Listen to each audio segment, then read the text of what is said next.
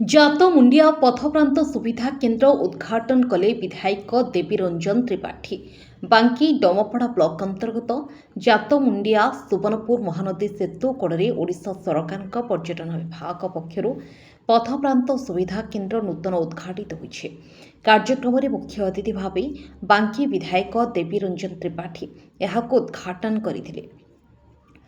सम्मानित अतिथि भाव डमपड़ा ब्लॉक अध्यक्ष प्रणव किशोर पटेल, बीडीओ अंशुमान दास, जिला परिषद सदस्य मिनती महापात्र, स्थानीय सरपंच समेत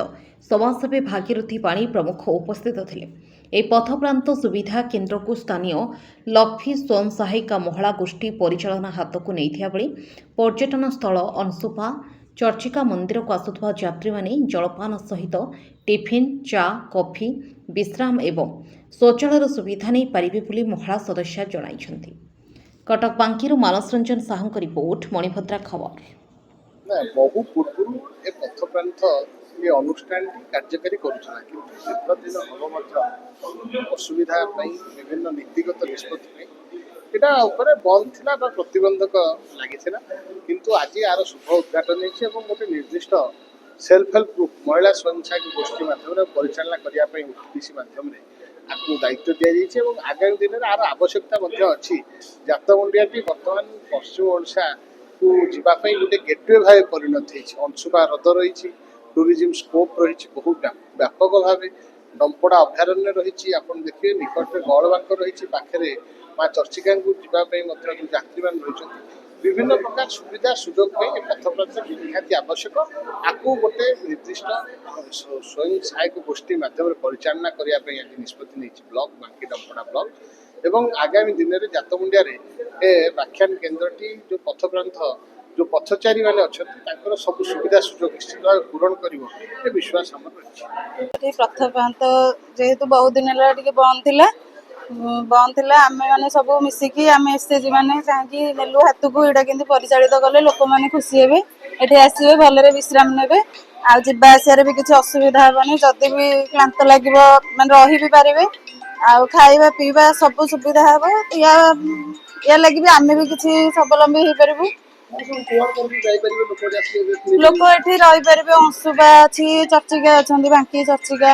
ये ऊपर भी आमर मठ अच्छी महापुर अच्छा आगे भी नदी फदी सब बहुत पर्यटन स्थली अच्छी बुली पारे जदि भी चाहिए भी रही पारे सब प्रकार सुविधा से पाई पारे सब खाଇବା पीवा रहिबा आउ सी जहाँ भी सुविधा पाइबे आमे भी किसी सुविधा पाई पारबू। जो पथप्रांत सुविधा केन्द्र को ओटीडीसी तरफ रिनोवेशन कराला बर्तमान आमर गोटे महिला स्वयं सहायक गोष्ठी को चलैया दि जाइए तो से क्रम आज से उद्घाटन कर जो लोक मैंने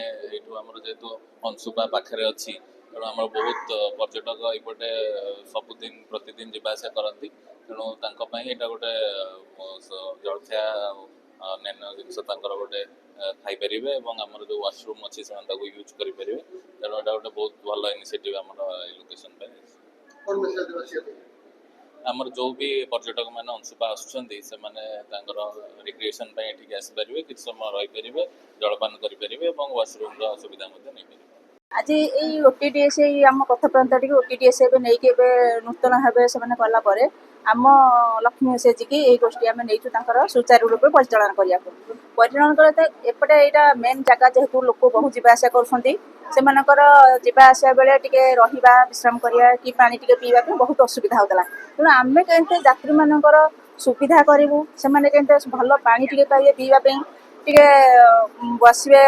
भलरे बसिक शांति से आमर यहाँ बेसी प्रयास ता सहित एठी आमर मेन कथा पानी भल पानी टिके मिल पीवाई टिके बसियापी भल तापर आम जेहेतु एसएचजी आमर स्वयं सहायक गोष्ठी आम भी किसी स्वावलम्बी होगापी एठी चाह कॉफी आउ